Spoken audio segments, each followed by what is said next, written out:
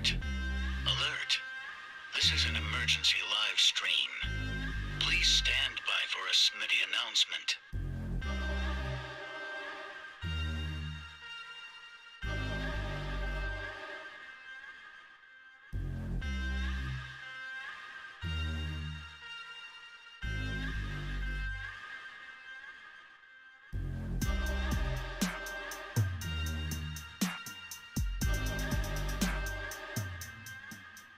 Alert!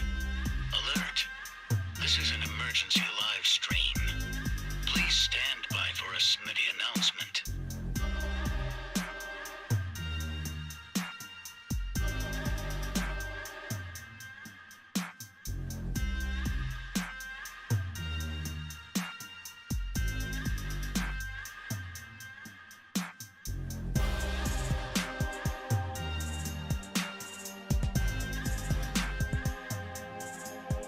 Alert!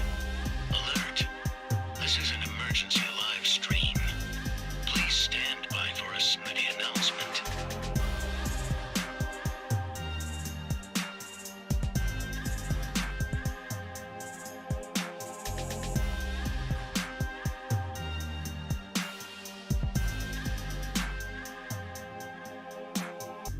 Alert! Alert! This is an emergency live stream. Please stand by for a snitty announcement.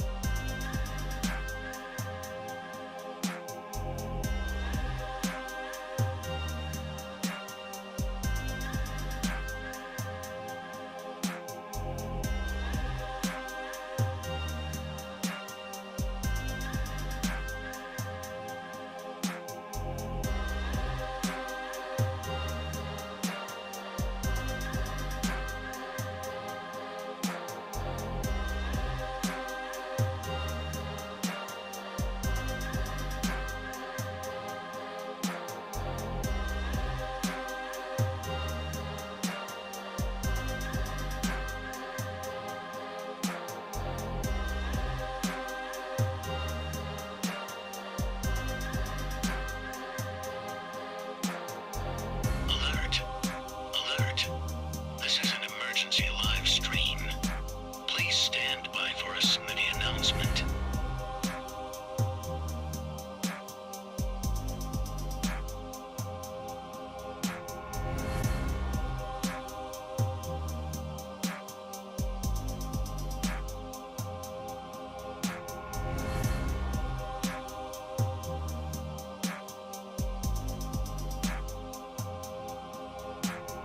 Alert! Alert! This is an emergency live stream. Please stand by for a snitty announcement.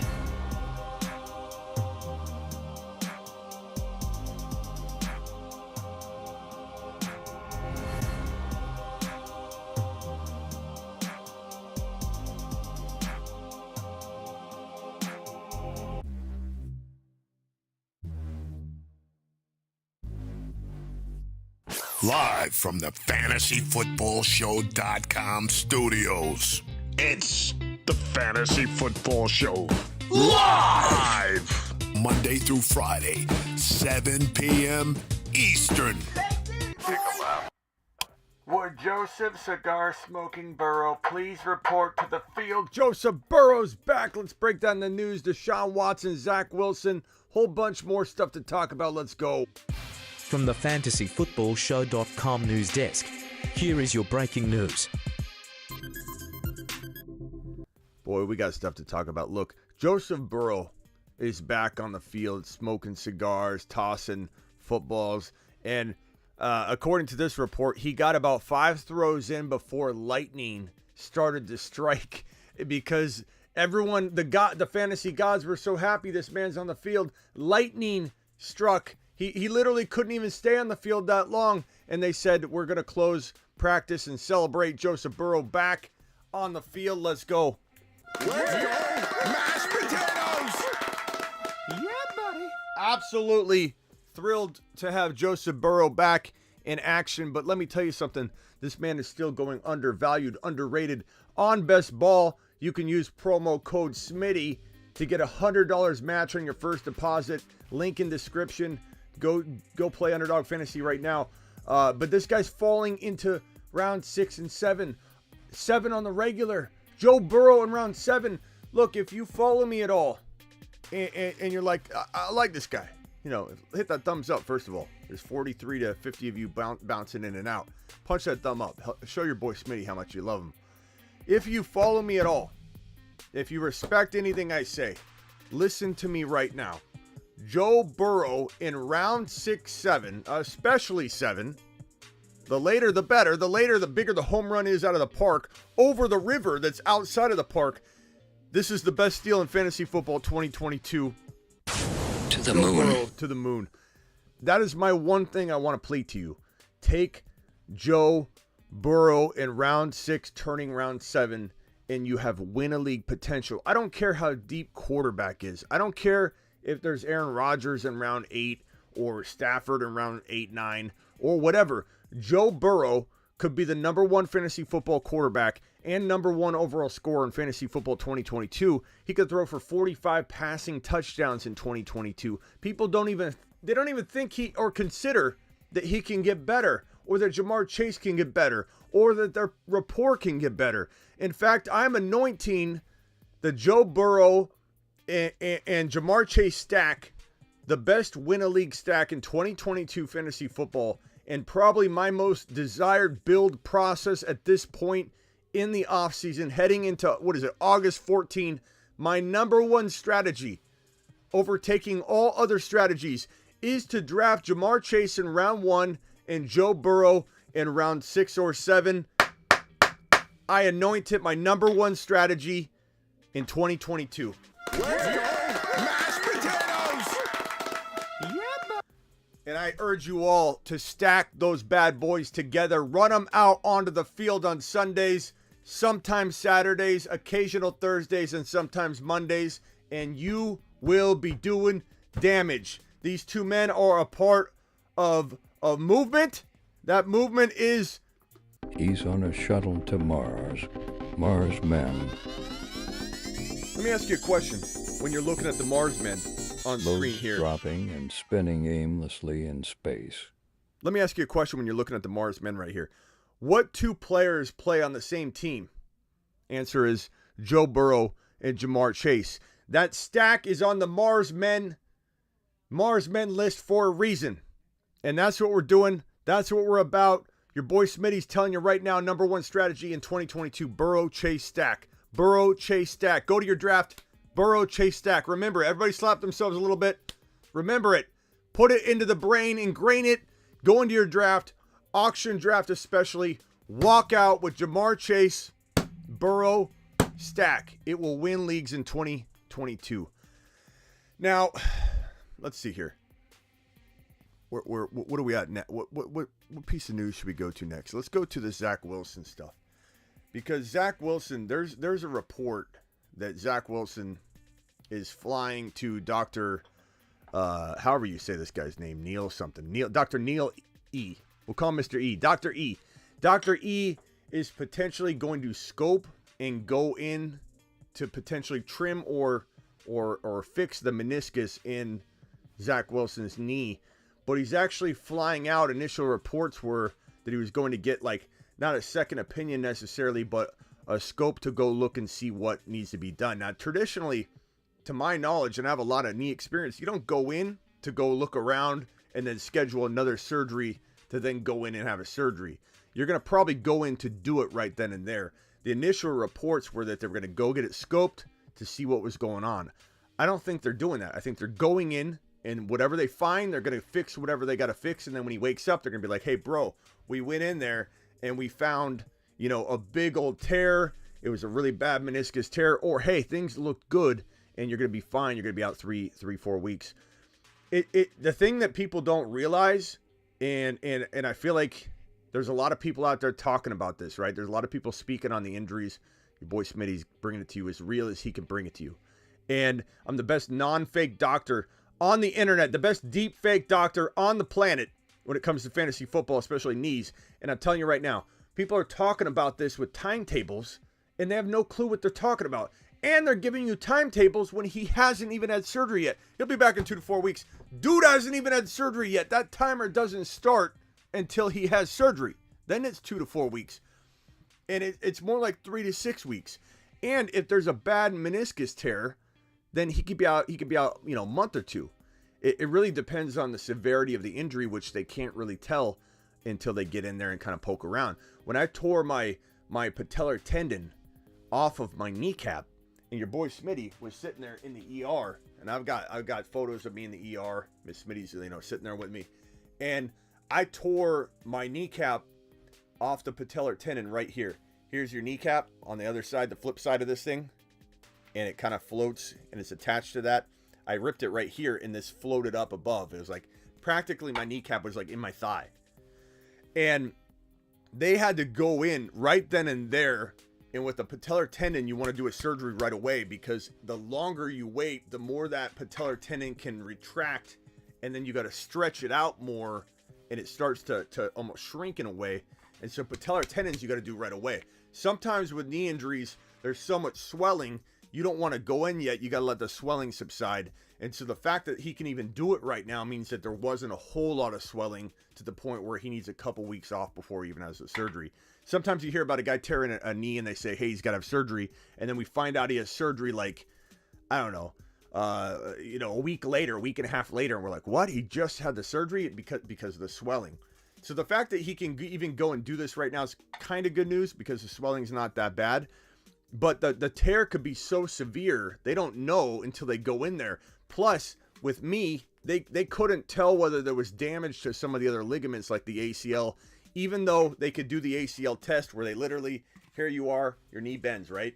They take the top of your knee right here, behind your knee, they put their hand behind your knee, and they do this test where they pull. And if they feel a lot of lax there, they know the ACL is torn. If it feels tight, they know the ACL is probably intact. But intact doesn't mean not damaged. There could be other damage somewhere to the knee, and they could find out once they get in there. So it does feel like this, though, him flying out, not fully knowing what's going on, situations where they'll know more once they get inside, almost sounded like they were unsure what was really going on. He was flying out to this doctor, this guy right here, a specialist or whatever, to get it looked at, almost as if they didn't know what they were hearing, or they were concerned about what they heard. And I feel like this smells a little bit like there could be more to it. Not saying there is. They could go in it and it'd be fine. More to it could be concerned there's more to it, and then they find out there's not. So I'm not trying to spread a rumor here. I just merely feel like this thing is a little bit more deep than they're telling and leading on. And maybe we'll find that out later, or maybe they go in and their fears are alleviated and they're not concerned and everything's going to be fine. But don't expect this guy to come in and play, week one. That would be a miracle, and it would be pushing his luck. It would also be putting him in a high risk of getting hurt, because bone bruises, if you play on them, the integrity of the knee is not there, and you don't want to play on a bone bruise. He has 2 injuries. A bone bruise in itself would take 2 to 4 weeks. A torn meniscus, and then the healing of it could take another 2 to 6. It could take a total of 2 to 6 weeks. Now, they can heal parallel. You're healing both of them at the same time. But a bone bruise alone would be 2 to 4 weeks. The meniscus, the way that you can think of a meniscus is they're gonna, let me see if I can find something to show you. If you were to take, like, here's the meniscus. If there's a tear in the meniscus, they can do several things. They can try and repair it. Right? Or they would cut it. So they would come in and they would cut it and try and get rid of the tear. Because if you have a tear, let's put a tear back on this side. If you have a tear, naturally that tear can catch. You can't leave a meniscus torn like that. It's going to end up keep ripping. Just like when you have a little extra skin on your fingernail. You got to get rid of that cut. It could just keep peeling and cause more damage. They got to snip that meniscus and get that meniscus smoothed out. And when they cut it, they're damaging it. It's damaged already, but it's got to heal. You can't go out You can't cut this right here, make it tender, like you know, ripping off your skin on your finger right above your fingernail, and then you press on it, it's sore, it's irritated. It's gonna have to heal after that damage of cutting it. Cutting it could cause future damage. Cutting it can make it so if you take out a piece of the meniscus, the padding between the knee's gonna be a little off kilter, and the alignment's gonna be off because you've cut out a piece of it. And so that causes eventual arthritis because the knee isn't as balanced naturally as it should be. It's at a little bit of an angle or a little bit of a dip on one side. It's almost like taking one of your legs off your chair or couch. You know, you're going to slowly tilt over that way, and the integrity of the couch is going to eventually fall apart, putting pressure on it without all four corners being exactly the same. It causes arthritis and deterioration of the knee. Having a torn meniscus long term is very bad. It leads to arthritis. It leads to a lot of other things, makes you have a little bit shorter career. Now, he's a quarterback. So if this was a running back, that would be more of a concern. Quarterbacks, you can get away with it and not, you know, he's not going to be the most mobile guy 10, 15 years from now anyway. So we'll see if it really has a long-term impact. But what I'm more concerned about with this situation is who's starting week one. Let's talk about the fantasy impact of this situation. Who's starting week one? It's probably going to be Joe Flacco. And I'm as surprised as you. I don't understand why Joe Flacco is going to start over Mike White. The only thing I can think of that makes sense, and it's not logical, but it's the only thing I can dial up in my head, is that they're scared. They're scared of a controversy in New York. But I'd say, if I was advising here, I would say, what are you scared of? Good quarterback play? You got to take good quarterback play as it comes. You got to take good quarterback play when you have it. And if you're telling me you're afraid of Mike White coming in and playing well, you're scared. As a coaching staff, you're scared. Now, we don't see everything that goes along in practice. We don't know if maybe Mike White's in the doghouse, or Mike White's looked awful in practice and we're going off games that we've seen and play that we've seen. But I've got to think that they're a little worried about shaking and rattling his confidence, and they're either so confident in him that they would rather risk losing early on and not putting in a guy that gives them the best chance to win in order not to rattle Zach Wilson again. This will be the second time if Mike White comes in and looks like his older brother showing off and taking his girl, taking all of his MILFs. Like Mike White could come in and take all of his MILFs, just completely knock his confidence off another level. Can you imagine what would happen? Everybody standing by Zach Wilson would then move on over to Mike White. Mike White would clean house, take all of his side pieces. This Mike White character is the real deal. I know a lot of you think I'm joking, and I'm obviously having fun with it in a way, and I obviously pump up Mike White in a exciting and entertaining way. When we don't know what we got with him, right? We don't know exactly what we have with Mike White. We can't call Mike White anything concrete or act like he's going to be some kind of superstar just off of one game. But what I do know is that Mike White came to ball against the Bengals last year and he knifed them apart. He surgically dissected the defense one throw at a time, and a casual would come in here and say, Smitty, guess what? A casual would come in and say, all short passes. All short passes, Smitty. He didn't throw anything deep. You know how much harder it is to throw multiple passes, to do a whole lot more. And why are the alerts not coming up? This always happens to me. Okay, that should be fixed. What makes people think? What makes people think that coming out and throwing more passes just because they're shorter is easier when you come out and drop fire all over the field and you're like a sprinkler and you're just throwing all of the passes all over the place, just knifing apart the defense? That's tougher than coming out, getting lucky and throwing one bomb and having good stats at the end of the night. This guy surgically dissected the Bengals. Yeah, the Bengals, whatever. He came out and dissected an NFL defense, looked like a magician, threw, I believe, 9 receptions to Michael Carter, which would be good for Breece Hall in the running attack because this guy dumps off and checks down better than any quarterback that they have on the roster. Put Mike White out there. Put Mike White out there. Let him create a controversy. If Zach Wilson's too fragile to be able to absorb and knock off Mike White, then that means Mike White's the guy. And what problem do you have? What problem do you have if you've got a situation where you can't put Zach Wilson back in? Is it all about money? Maybe it is. Is the owner saying this is the way it's going to be? What does Salah think? What does the rest of the coaching staff think? I think they're scared of controversy. I think that's a really horrible way to look at this. I think you should put the best quarterback out there when your other quarterback's on the bench healing. And whatever happens, happens. If Mike White comes out and blossoms and looks magical, you got a great problem on your hands. But to play scared, to put Flacco out there and not put Mike White is a scared, cowardly move by the Jets. I hope they don't do it. How does this affect Breece Hall? I'm not downgrading Breece Hall at all. There are better running backs than Breece Hall that have come out in worse situations than Breece Hall and shown us that there's a path for success even in situations that are a little cloudy at the quarterback spot. I don't think, like, if Flacco sucks, does anybody think, like, let's say Zach Wilson's out the first 3 weeks of the season, which I think is very likely. He could be out first 2 weeks, maybe come back week 3. Let's say if all goes well. Does anybody think that if Flacco comes out and looks awful, that Mike White won't jump in mid game at halftime or walk into to week number 2 starting? Does anybody think the Jets are going to roll a bad Joe Flacco out twice? This guy won't last 3 quarters.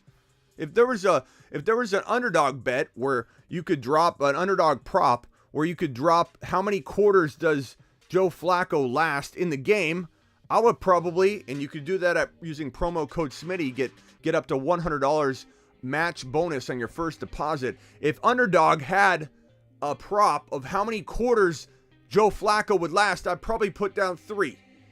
And Mike White be in there by the end of the game. This guy will get injured. This guy won't look good. He is older. He's not going to hang. Mike White will be in there at some point if Zach Wilson is out an extended period. If Zach Wilson goes to the specialist, they go into his knee, they realize it's a lot worse than they thought. He damaged his ACL. Even though it's intact, it's still been injured.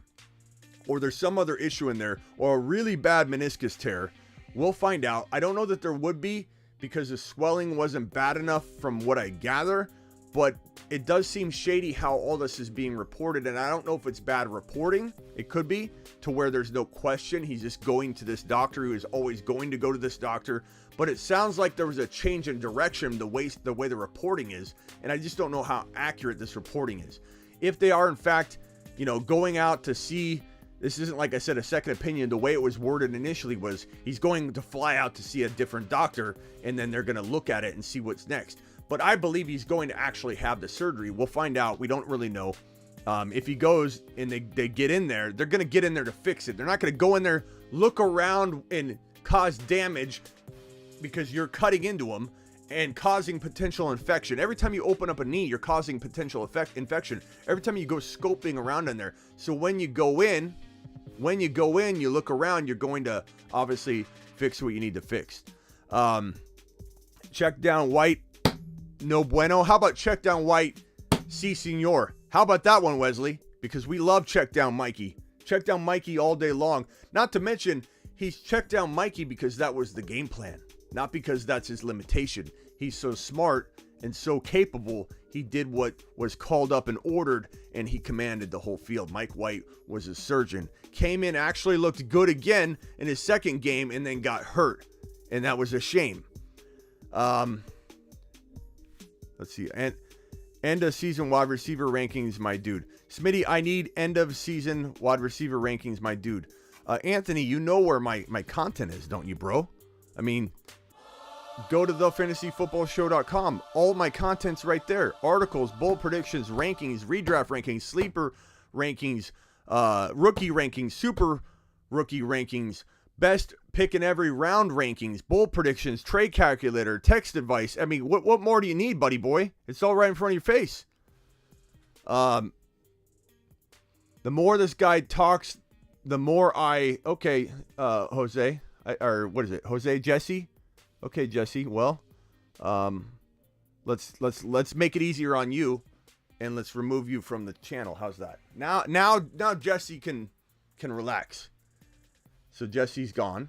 That's the way it goes. You're going to come in here and try and run your mouth about something, we'll remove you because we don't need negativity in here. This is a positive environment with a bunch of positive people that are here to actually get better. Injury prone White like Jimmy G, says Wesley. Okay, Wesley.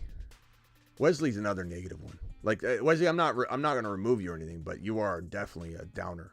You know, you don't come in and speak positively about anything. You just kind of wait and pray on the next comment that you don't like. Like I can't remember the last time you came in and were positive. That's all I'm saying. My phone auto corrects to Joe Flaccid instead of Joe Flacco. That's crazy, Randy. Are you being serious? Like, tell me if you're being serious. That is hilarious. There's a couple of things that I type that gets auto-corrected, and it's crazy. You know, I'm like, why is it doing that? I've sent some bad stuff before where I had to call and apologize. Like, I did not mean to send that. Throw Joe in there versus the old squad. No, Fallon. We don't want Joe in there. We want Mike White in there. Mike White's the answer, pal. Mike White's the answer. Smitty, I like the Instagram videos. Thank you, Anthony. I will be doing more of those. Don't worry. The wide receivers and tight ends are coming. But if you want content, get on over to the Fantasy Football Show, bro. Go do it. I would love to see Mike White play and let the fans and Jets know that he could be a QB for the Jets. Let's see. These is coming from a Jet. This is coming from a Jet, which is what Francisco wanted to say. Look, there are a lot of Jets fans that agree with me that Mike White's the guy. Put him in there. And I admittedly loved Zach Wilson coming out of college. Sometimes things don't work out, and I don't know that Zach doesn't have the talent. He could develop. I'm not trying to write him off, but I like Mike White better. I don't like how things are cascading for Zach Wilson right now from the off the field situation that we all joke about because it's in the forefront and it's got to be a distraction. And then he's got the injuries. This is not the first injury. Mike White is sitting there nipping at his heels, and the team's scared to use Mike White because they're afraid of the confidence that blow it's going to be to Zach Wilson to be replaced again and have the fan base again calling for Mike White to stay in the offense. It's going to be a huge confidence blow. They're literally betting on Zach Wilson for sure working out by avoiding winning, by avoiding having the best chance to win. And, you know, part of them probably knows they can't do it this year. This is a building year. You know, part of them knows this is a building year. And so that's what I think is probably going to happen here. Nothing but love. Okay, Wesley. I appreciate you, Wesley. But just, you know, maybe look at some of the positive stuff. That's all I'm saying. You disagree with that, it's fine. But we just want a little positivity in here from you. That's all I'm asking. Putting Pickens on the rocket ship, Smitty. He needs to go to the moon. To the moon. Love Pickens. Pickens looks absolutely phenomenal. Let me tell you something. Out of all the years of looking at this stuff, I've come accustomed to knowing when a player has a certain skill set that actually looks very, very promising to the point where they could be an elite player. I'm not saying Pickens will for sure be an elite player. Michael says he just used the Manscaped code. Attaboy. Let's go! Mashed potatoes! Manscaped code, promo code Smitty at manscaped.com will get you 20%. And they've got such amazing products here. This sucker right here, nose and ear trimmer. We've got all the products all around here. It's everywhere. They got the shirts. I'll go over this again on Monday. But manscaped.com, promo code Smitty. Yeah, I mean, I might show up with a shirt on Monday. It says Pick Pickens. Pick Pickens 2022. Because this guy has the potential, in my opinion. And my voicemail group needs to drop a voicemail so we can get to some voicemails in a little bit. But give me Pickens as the number one wide receiver on this Pittsburgh Steelers team in due time. Do I think it'll happen right away? No. You know, I don't think it'll happen right away. It could happen right away. I'm not going to rule it out, but Pickens will eventually become the number one. And you know who this makes mad? Deontay Johnson dynasty owners. Anybody that says, Cap, you're crazy, this man's on something. Number one, who gave you Who gave you the Gray's Book Sports Almanac from Back to the Future, where I can't come out and say that dropping passes and disappointing prone and capable Deontay Johnson isn't an elite wide receiver? Big Ben peppered him with targets. And what? I can't have a prediction that Pickens could be better? Or a lot of people have that prediction. I'm not alone. There are people in here that love Pickens from day one that have said Pickens. And I'm like, yeah, let's wait and see. I'm not first to Pickens, but I'm a quick adopter to Pickens, and I'm adapting very, very fast because I've seen Pickens on the field dropping what looks to be elite caliber type movement and knowledge for spatial awareness and physicality. This guy in the end zone was physical beyond a point of teaching somebody something. Pickens has an innate instinct to dominate space around him. When you watch a player like Pickens literally know what to do, know when to push off, know when to time. The timing involved. This guy showed timing, precision, blocking, knowing where to be on the field, knowing what to do when. There's a lot of things that I noticed on the field. The preseason can be tricky. It can be tricky. The preseason can get you excited about things that don't matter. It can definitely trick you. And when people come up to me and say something like, Smitty, it's the preseason. What do I look like? Do I look like a total imbecile? Does it look like I haven't been around long enough to know that the preseason can be tricky? I don't need some random person or layman to come up to me and tell me the preseason it can be tricky. It can trick you. I understand that. I have literally 20 years of figuring out when to absorb preseason, when to absorb combine, when to absorb news, when to look the other way, when to maybe stand back and let it all play out because it seems a little messy. And I do know when to buy in and when not to buy in. Am I wrong? Absolutely. Have I liked guys that have busted? For sure. Who hasn't? Okay? But I do know Pickens shows all the attributes early on that makes a really good elite wide receiver for his team. The number one on his team. It's the dominance of the space around him. It's the decision making. And it's how quickly he's picking things up. And maybe Pickens fades away again. Maybe they don't throw him out onto the field, and we're like, where's Pickens? Why didn't they use him? Look at Mike White. We see Mike White. We see talent at Mike White, but are we wrong about Mike White? Currently, we are wrong about Mike White. Currently, your boy Smitty is wrong. Or this is the better. Wrong. Muy mal. Currently, I'm wrong about Mike White. Why? Because it's not playing out the way that I want it and have predicted it. He should be out there. As soon as Zach Wilson went down, what did I say? Mike White season. Well, Wrong. Not wrong because my assessment's wrong, but wrong because the coaching staff isn't going to go down that road. We don't always have control of all of the things that are around us. There's not a whole lot of guarantees when you're dealing with human beings that sometimes make horrible decisions, that sometimes make decisions based on draft capital, based on their job, based on the owner telling them what to do, based on the leeway that they actually have or don't have. We don't always have that information. So in the case of Mike White, I am currently Wrong. But am I wrong? Do we see the talent there? We do. Could I be wrong about Pickens? Yeah, I mean, we all could. There's a lot of Pickens fans in here. We could be wrong about it. But if he gets a shot, I'm pretty sure the doubters are going to look stupid and we're going to look right. Should the coaching staff wait to use him? Could he get hurt? Could it all not work out? Absolutely. Look at CeeDee Lamb. Who was higher on CeeDee Lamb than me?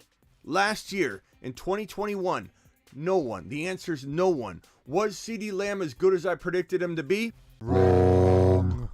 It happens. Was it me? Yeah, because guess what? I didn't read the coaching staff properly. They didn't utilize him properly. They didn't use him right. Dak was kind of out of sync with them. I was wrong. Ultimately, I was wrong about CeeDee Lamb, but I believe I wasn't necessarily wrong. It was more a year early, and CeeDee Lamb's season is here for 2022. To the moon. And we got a voicemail or two coming in, so let's drop these voicemails real quick. This one is from Jim. Jimmy boy. Hey, Smitty. Preseason week 1 is just about over with. We had a lot of teams and a lot of games Friday, Saturday, Sunday. Anything stick out to you, either team-wise or performance-wise? And any players jumping up your boards?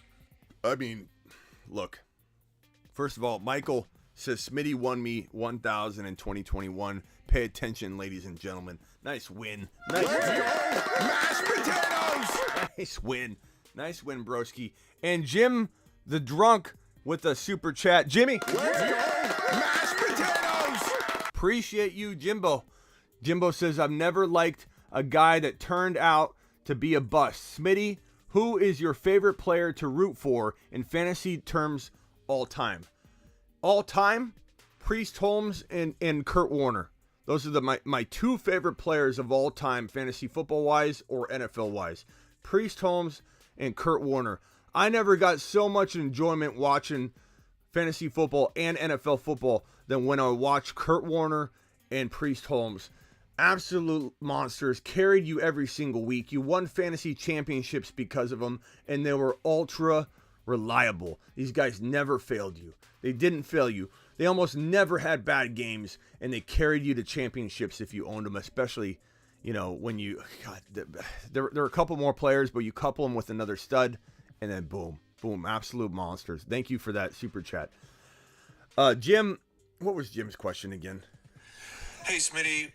Preseason week 1 is just about over with. We had a lot of teams, a lot of games. Yeah, anything impressed me. I mean, we're just talking about Pickens. Pickens impressed me a whole boatload. Swift. The volume. I knew what Swift could do. The reason I was even cautious with him last year was because of Anthony Lynn, who got his play calling duties stripped from him by midseason because he kept calling Jamal Williams is A back and Swift is B back, which held Swift back. He held Swift back for half a season. That was the cautionary tale of DeAndre Swift last year. It's never been about talent. Now Lynn is in San Francisco, but don't worry, Niner fans. I think Shanahan's going to have him in handcuffs. He's not going to damage anything. They won't even give him an iPad or an office. They're literally going to, Shanny controls everything. But Swift, to see Swift do what he did absolutely excited me. We got 2 super chats, one from Jim the Drunk again. Jim to the moon. Scooby-Doo. Mashed potatoes! Dropping a super. Appreciate you, Scooby. Look. I like Pickens. I like Swift.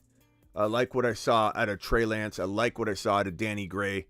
There's a handful of players that looked really good. I love Dameon Pierce, seeing him run. Tyler Algier ripped off a run. He is who we thought he is. He is who we thought he was and is. And so is Dameon Pierce. He is who we thought he was and is. So a lot of other names, but those kind of come to mind. Deshaun Watson, really rusty. I think he's getting a year-long suspension. We'll get to that news here in a second. But appreciate you, Michael, for the props. Appreciate the super chats. Jim the Drunk dropping one more. Says, great times, Warner and Holmes. Absolutely, bro. No question in my mind. If I could have dinner with anybody aside from probably Michael Jordan, Kobe Bryant, if we're using players of the past, they're both basketball players. It would be Kurt Warner. Just amazing dude. Not to mention, if you ate dinner with him, he literally, you probably get to help him pick a table, because every time he goes to eat, he picks a table that eats free, pays for a whole family. So you get to watch him just do his magic and helping people. And Kurt Warner's such an amazing dude. Kurt Warner would be a phenomenal person to just sit down with and eat dinner. Then I'd probably I don't know. I mean, there's so many other options, but I love Kurt Warner. He's just phenomenal. Who will make it to the moon first, Pickens or Rachaad White? That's tough because Rachaad White's got a little bit of a head start. The Moon Men, dropping loads in outer space.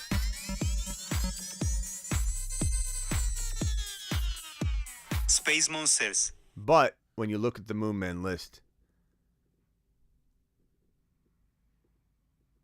there are 3 gentlemen right here. But I would say Rachaad White's got a little bit of a head start, but man, this could fix itself real quickly. Either one of them could be Moon Men immediately, bro. Either one could be Moon Men immediately. Jim. Hey, Smitty. In a 12-team redraft league, I have this number 6 pick. If Jefferson, Chase, and Kupp are already taken before I pick at number 6, Who do you think I should take there? Is it too early to take Swift, or should I take someone more secure like Najee? You know, I'm getting a little tired of Smitty people is approaching dangerous acting like territory. Henry's got to go here. Warning. Dalvin Cook Warning. has got to. Alert. Maximum levels reached. Prepare for transformation. Alert. Maximum levels reached. Prepare for transformation. Time for a Smitty rant. Smitty's TV.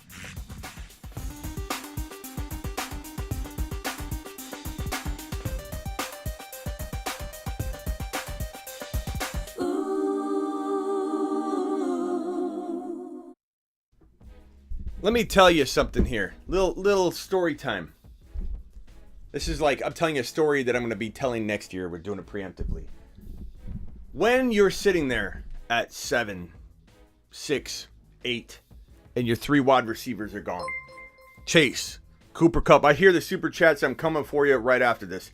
Chase, Cooper Kupp, Justin Jefferson. When the top 3 wide receivers are gone, when JT is gone, and you're sitting there debating, do I go Christian McCaffrey? Do I go Derrick Henry? Do I go Dalvin Cook? You got to get a running back. I mean, I like Eckler. Eckler's not in the same bucket as those 3 guys I just named because Eckler, I'm not predicting necessarily injury or bust. With CMC, Henry, and Cook, there's an avoid component. I'm staying away from those guys when there's certain players on the board. At some point, there's a line in the sand where I take Dalvin Cook. That's kind of around like 12 or 13, which usually does not happen in real life. It does in our mock drafts, but it does not happen in real life. Derrick Henry, never going to see him at 12. Probably never going to see him at 10. That's where I'd take him. But you're never going to see it, so I probably won't own him. That's the point. My number 2 running back is Najee Harris. Okay, I take Najee Harris before I take any other running back that's not named JT. My number 3 running back as of this moment, when all is said and done, I do believe Javonte will be 1 or 2 or 3, but you can't take him in round 1, so he's not in this conversation. He's down in round 2, waiting for you to win a league by selecting him. So who's number 3? You got JT, you got Najee, and you got everybody telling you that it's got to be Henry, or it's got to be CMC, or it has to be Dalvin Cook. Maybe you think it's Nick Chubb. It is DeAndre Swift in 2022. Maybe you want Javonte more, but he's in round 2. Don't take Javonte. He's round 2. He's a round 2 guy. He's there to give you a gift of winning in round 2. He's not in this conversation, not because he can't be number 1, but because his ADP is nowhere near where Swift's ADP is. Swift is arguably the 3rd running back off the board for me. In fact, I'm telling you here and now, I'm drafting JT in terms of running backs. I'm drafting Najee, and then I'm drafting DeAndre Swift, and that's the end of it. That's the end of it. Plain and simple. Plain and simple. Let's see where these super chats are. Scotty Hale. Scooby, I haven't read yours yet, I don't think. Let me read that. Appreciate you, Scoobs. Scoob's dropping it. Smitty on fire. BWK, you're on fire. Can't believe people are drafting CMC. Scotty Hale says, who do you like more for wide receiver 3, St. Brown or Elijah Moore? Give me St. Brown, but I love both of them, bro. These are 2 of my most favorite wide receiver 3s in fantasy 2022. I like St. Brown more. You can get both of them.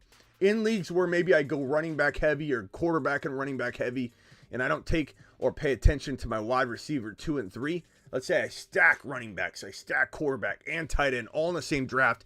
I've got like Jamar Chase, right? I got Joe Burrow. I've got Javonte. So let's mock it up like this. Round 1, Jamar Chase. Round 2, Javonte Williams. Round 3, Breece Hall or Etienne, because he's kind of going higher now. Breece Hall's falling because of the Zach Wilson stuff. So let's go again.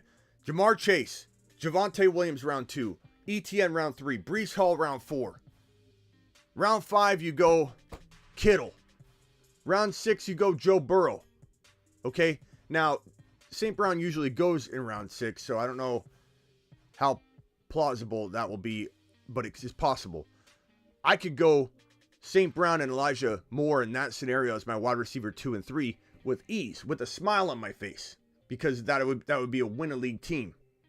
Absolutely be a win-a-league team. And actually, because Joe Burrow is falling to round 7 now, you technically could take Chase in 1, Javonte in 2, ETN in 3, Breece Hall in 4, Kittle in 5, St. Brown in 6, Joe Burrow in 7. Walk straight to League Safe or the digital bank. You contact PayPal immediately. You show them your team in advance. You print it out and you say, PayPal, here's my roster. And they say, get this guy whatever he wants on it in advance. Just give him a blank check. We trust this man. Look at his roster. Give him whatever he wants. Give him an advance on his League Safe winnings. He's got the winning team sitting there right in his hand. You get that team in a best ball draft. I wouldn't be shocked if you got a call from somebody at Underdog and they're like, let's talk about what you can do in advance with this thing. Totally joking on that, but anyway. Thank you, Scotty, for the super chat. And Scooby, you dropped a super chat up above that I didn't get to yet. So let me find that and read it off. Scooby says, who will make it to the moon first? Oh, I did answer that. Thank you, Scooby, for that question. Appreciate you. Good buddy, good pal. Let's get to the phone calls. Call into the show. Call into the show. Call into the show. Dial 602 NFL. Dong. And here's another question from Jim. Did I get this one? In a 12-team redraft league, I have this number 6 pick. Oh yeah, that was the one that triggered my my Swift rant. Okay, I got to that one already. What's up, Mark Cleveland? Call in if you want, pal. I'd love to talk to you here. Can you give the Space Monster guy a full voice line segment? We'll see about that, TM. We'll see if we can hook that up. Read the room, Smitty. You read the room, Dougie. Mark Cleveland, appreciate you being here. Just went to the bank with my team from Smitty. What'd they say? Everything on us. Here's a line of credit based on the Smitty formula. Is Goff isn't hot trash. If Goff isn't hot trash, I could see Swift looking like JT. Goff isn't hot trash, but he's like a Tannehill. You know, with good talent around him, he's Tannehill. With no talent around him, he's Tannehill. And that's what we're going to see happen to Tannehill. Tannehill's going to turn into a pumpkin. And you know who's going to come out and smash him and then ride off on a carriage looking for the slipper? It'll be Malik Willis. Malik Willis is taking his job by week 4 or 5 or at least week 6. Tannehill's done. Tannehill's getting in the coffin now. They put a couple nails in. It's just a matter of time. But my point is, Goff is surrounded by talent, so he's dressed up right now and looking like a player that he really probably isn't. But they need to replace him in swagger. I agree. I believe in time, if it should be next year, right? Because this team's ready to go. This team's ready to win. The Lions are actually like the Bengals. They're waiting for that quarterback. Only that's all they need. They're going to be fine across the board. They got the wide receivers, Jameson Williams, St. Brown. They've got the tight end in Hawkinson. They've got Swift. They're fine. All they need is a quarterback. If they draft a quarterback or they trade for a quarterback, who knows what happens in the offseason. The Lions are ready to play. Game on for the Lions. They could take down any team at any moment, even right now. They can win any game. The Lions could beat any team at any moment. The phone line's not on. I'm sorry. That's my fault.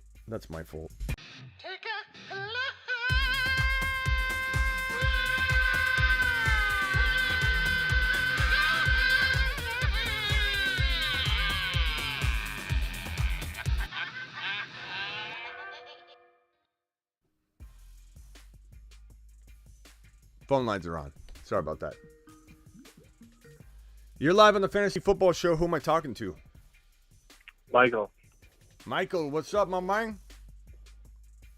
So I'm just wondering what I should do in the first round of my draft. I'm picking 11 overall, and in the first round, I usually see I can either get Diggs or Swift. Diggs or Swift in round 1? I mean, I think you heard me ranting over here, so you probably got my answer unless you just popped in. That once JT's off the board, once the 3 wide receivers are off the board, and Najee, I'm going DeAndre Swift. But I could go in any direction. I could go Chase number 2, number 3, or number 4. I wouldn't even hesitate. I've drafted Jamar Chase at number 2 in many a leagues. And I have a big grin on my face. I'm not ashamed of it. I didn't make a mistake. I didn't sit on the keyboard and accidentally do it.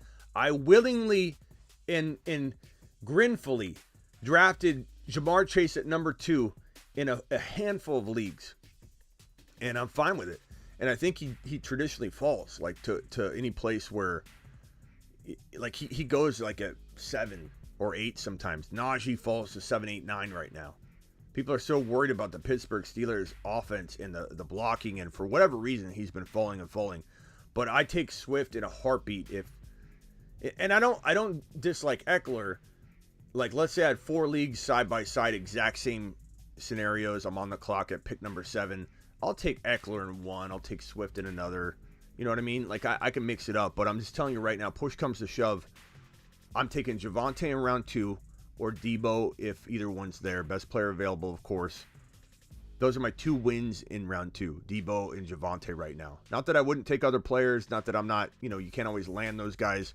But those feel like home runs. Like, you walk away from this stream and go draft. Round 2, Javonte, then Debo, in that order. In round 1, it's very easy to walk away with either Jamar Chase or DeAndre Swift. I feel like it's really, really easy to do that. I don't think there are that many scenarios where both of them are gone unless you're drafting at 12. And if you're drafting at 12 and they're gone, well, you guess what? You take Lamb and Javonte, or you could go in 100 different directions. Yeah. I agree. Thank you. Yeah, what else you got?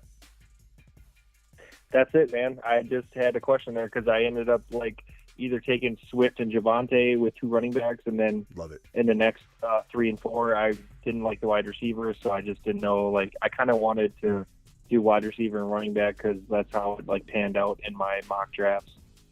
Yeah, and don't be afraid to go running back because DK is such a gem in round 5, and McLaurin. You could end up. I wouldn't even be shy about going. Like, let's say you take Javonte or Swift and Javonte in that order, okay? Then in round 3, you take ETN, okay? You got 3 running backs right there. I'm not saying that's the plan of attack, but let's just say it was. And let's say in round 4, Herbert's sitting there, and you take Herbert. And then you get to round 5, DK's your first wide receiver, but that's an amazing number 1 wide receiver when you went Swift, Javonte, ETN, and Justin Herbert. And then you get DK and St. Brown. DK and St. Brown can hang out with most people's number 1 and number 2 wide receiver. I'm not saying they'll outscore everybody's, but those guys can hang. That's not a shameful wide receiver 1 and 2 at all, even if you did stack the way you did. But because you stacked the way you did, of course you're going to be lighter, riskier, or a little bit more unorthodox with your wide receiver room. I love when you do something like that. You have tremendous running back upside in Javonte and Swift. And then you get Herbert. You have the number 1 quarterback in my eyes. You got quietly 2 top 5 running backs in my eyes. And you draft a guy like ETN who's a top 5 to 10 running back. And then you'll get some negative Noah or a worried William or a perturbed Peter that comes by and says to you, yeah, I don't like your wide receivers, or something dumb like that. It's like, do you not realize what you did and why you are where you're at? Of course your wide receivers are going to look a little different than the average person's wide receivers because you're stacked, people are just one-dimensional, bro. Yep, I agree. Yeah, you grab some late wide receivers like Tolbert and a Lazard or somebody with high upside, and then you're good as anybody else. Yes, sir. Appreciate you, Michael. Call back even tonight if you got another question. Call back anytime. Yeah. Later. Thank you, Smitty. Yeah, thank you. Bye. This right here, Mark Cleveland, absolute monster. Let's go, mashed potatoes! Yeah, buddy. We're going to start doing a standing ovation for any $4.99 super chat or above.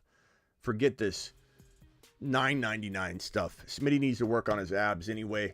I need to drop some LBs, so any $4.99 and above, I do a standing mashed potato ovation. Mark Cleveland says, rank Najee, Jefferson, Swift. I am one day JJ, the other Najee. Call back again, Gary. I missed your call. Rank Najee, Jefferson, Swift. I'm going to say Jefferson, Najee, Swift.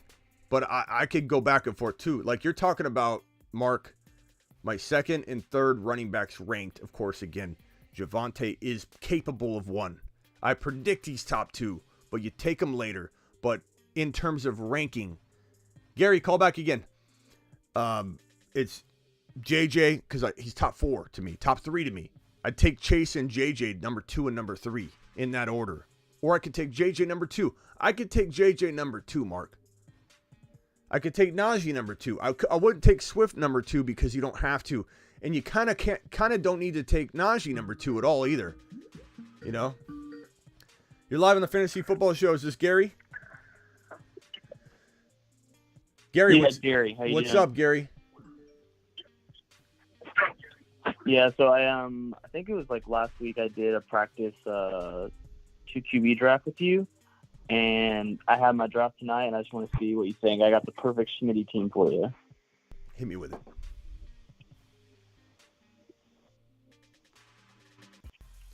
Shoot.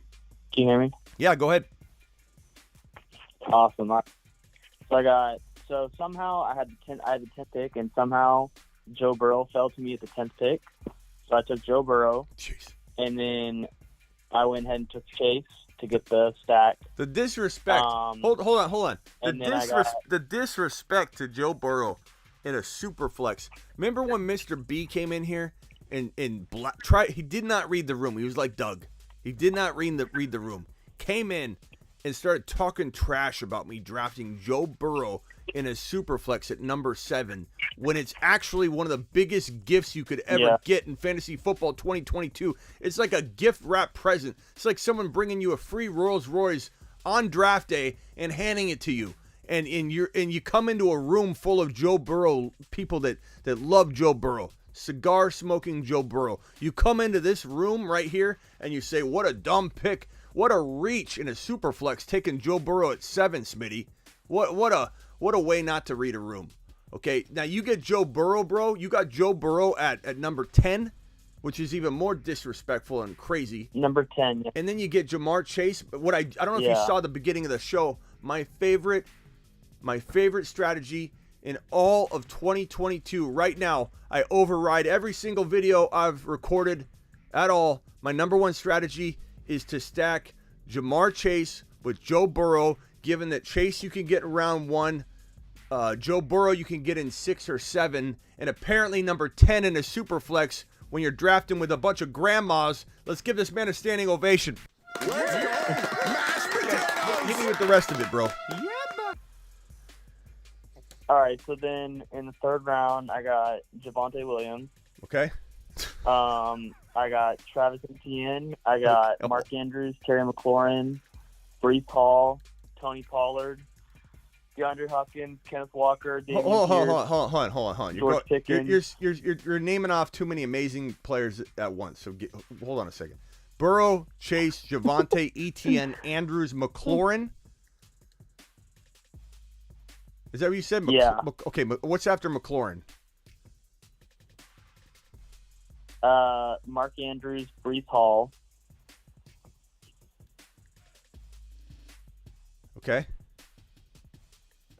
Is this a 14? Tony Pollard. Is this a 3-man league, bro? I mean, it's a bunch of and they were talking and my team's rated the lowest, and they're talking crap about it. They were laughing at me when I took Tony Pollard in I think it was the 7th or 8th round, and I was like, he's gonna take over Zeke by week 4 or 5. They don't. How many people are in this league, bro? Be honest. Is it 3 people, 4 people? Come on. I mean, it's a fun gimmick league, but how many people? Is it a 12? No. How many owners are in it? 10, 12? No, it's a 10 team. Okay.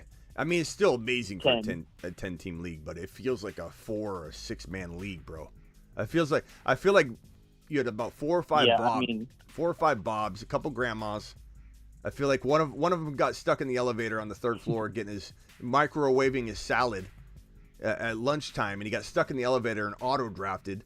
Like, give me a break. This team, I haven't even hit enter yet. This team's absolutely phenomenal, and we're proud of you, good buddy. You're gonna win this league. Here's his team. I mean, I really hope so.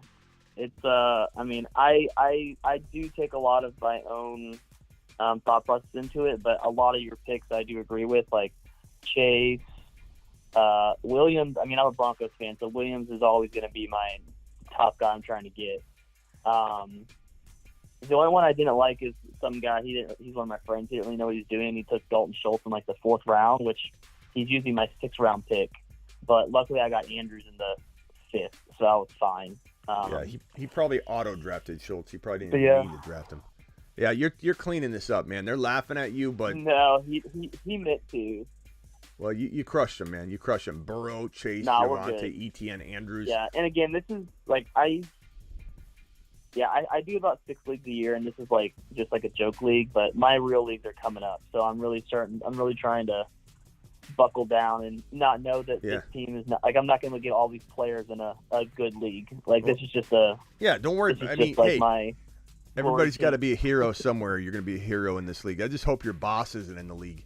You're going to end up putting everything in a box at the end of the year.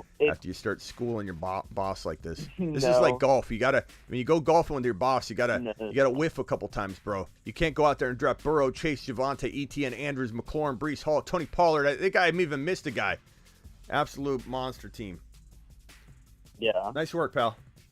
I have one more question. So I asked you, I think, a month ago, in my keeper league, I have Chase, Javonte Williams, and Jonathan Taylor. Now, I know the correct play is to take Jonathan Taylor and Jamar Chase, but I really want to take Jamar Chase and Javonte Williams. Do you think that's stupid? Well, what's the ramifications or the keeper value or the cost? I mean, like, what do you mean?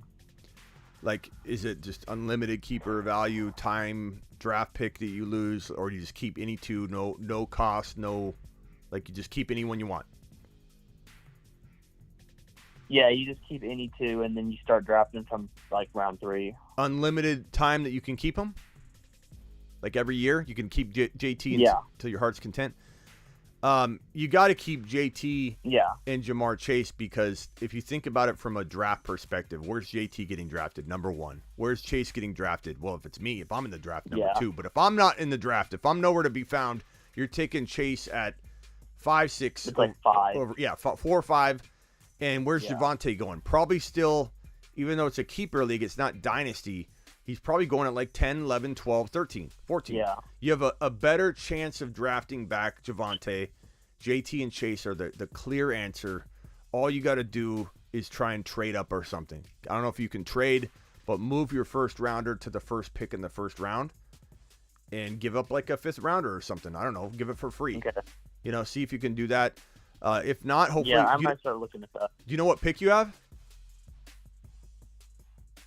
No, not yet. The draft's not for like I think 2 or 3 weeks, so I still have another pick. But he might just fall to me. Honestly, I have no idea how these. Even though it's a high money league, a lot of them play fantasy basketball, so they don't really know what they're doing. Mm-hmm. So he might still fall to me, honestly, depending on what pick I have. Yeah, bro, you're fine. Maybe I need to create a fake Melvin Gordon article on thefantasyfootballshow.com that you guys can link to. That just says like Melvin Gordon's got 3 years left. He's amazing, and I can send it out to my members and go, look, here's this Melvin Gordon article. Maybe we'll even find a legit Melvin Gordon writer, like somebody that really believes in him, and have him guest post on the Fantasy Football Show. That way, we're not doing anything shady, right? It's really somebody I brought on as a guest writer that truly loves Melvin Gordon. Let him write up one article on the site, thefantasyfootballshow.com, and then we'll just let everybody have access to the link, and you can send it to whoever you want when you need to use it, and just go from there.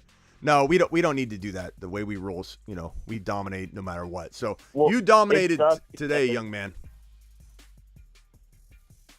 What's up? I appreciate it. It sucks because, like, Melvin Gordon won, like, 3 years ago, and then he got traded to the Broncos. And, like, again, I'm a huge Broncos fan, but I know that for the longevity of the team, the best play is to just play Javonte.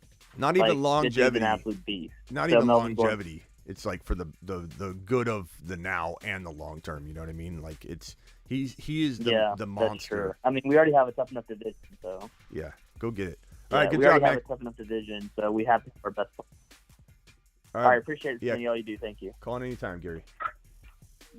Gary blasting people left and right. This is rock out. I'm in a 12-man league, which has 2 running backs, 2 wide receivers, and 2 flex. With the 2 flex, double flex, would that change your strategy for stacking certain positions, either wide receiver or running back?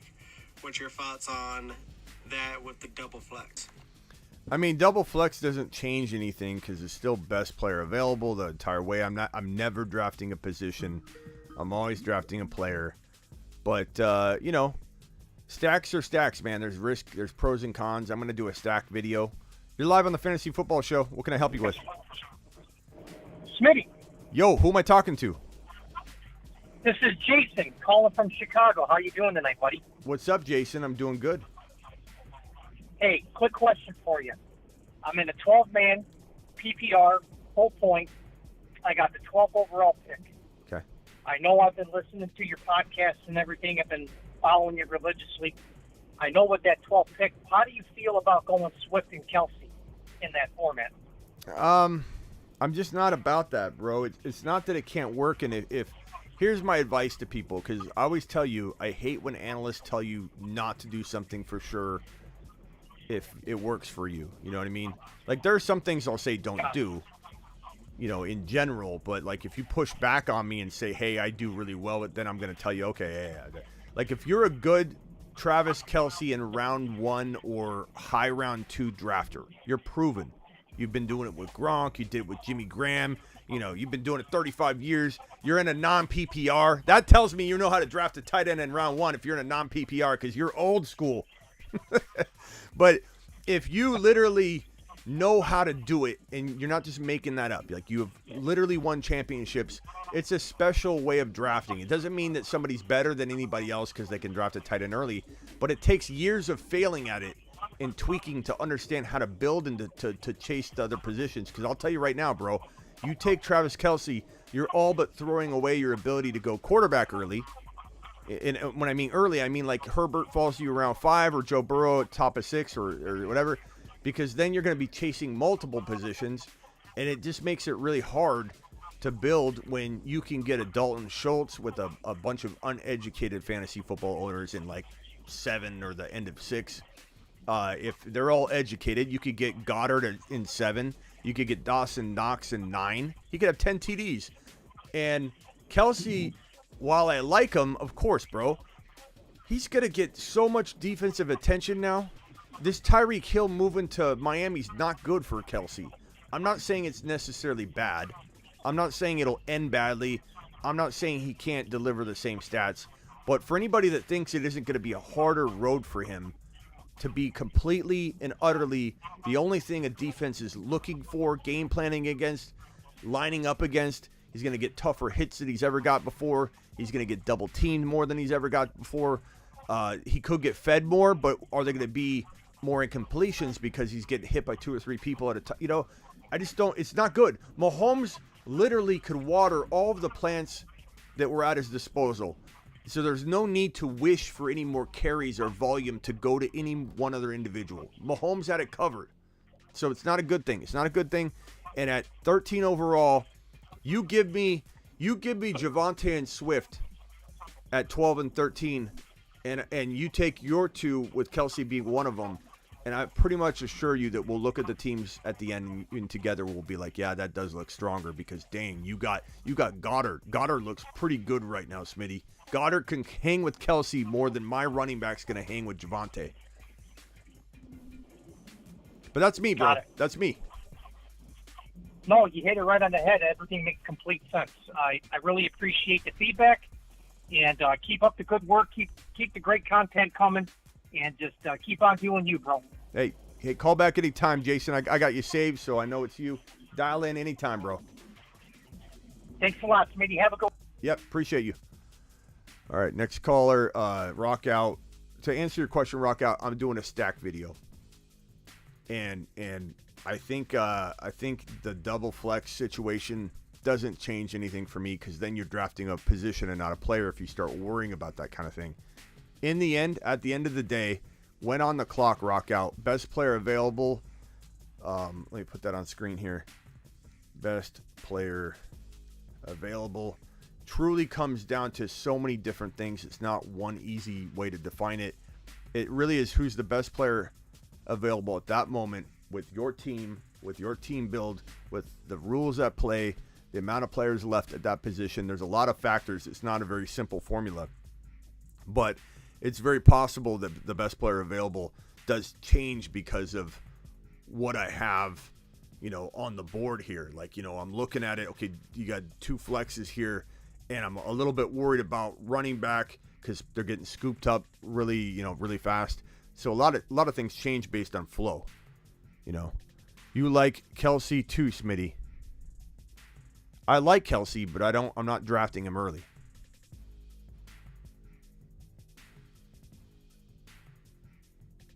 And let's see what else we got here.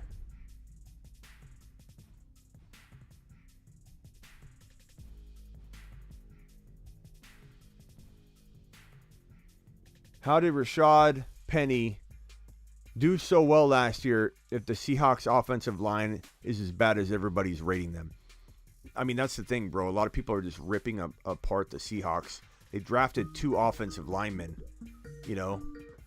What's up? You're live on the Fantasy Football Show. Is this Rock Out? Yeah. What's up, Rock Out? Appreciate you, man. Yeah, I just did a draft, and people were making fun of this Smitty team I got for you. Can we just say something real quick for the new people that may have popped in here? First of all, hit the thumb up button. We got 55 people in here, 160 people in here now. 84 thumbs up. Can we at least get it over 100? Can we get it over a Benjamin? And second of all, for the new people, and for the new people in here, there are a lot of times you're going to get laughed at using some of the approaches that you get fed here on the show. We're always going to be one of the worst ranked teams by the league software, and that's a good thing because no team's going to value Breece Hall yet. No software.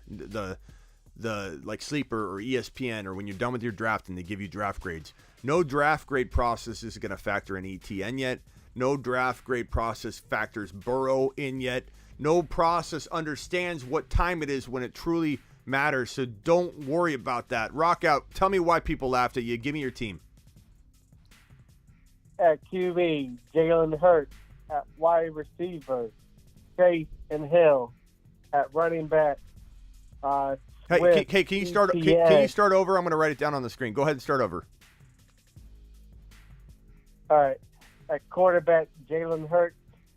At wide receiver, Chase and Tyreek Hill. At running back, Swift and ETN. At tight end,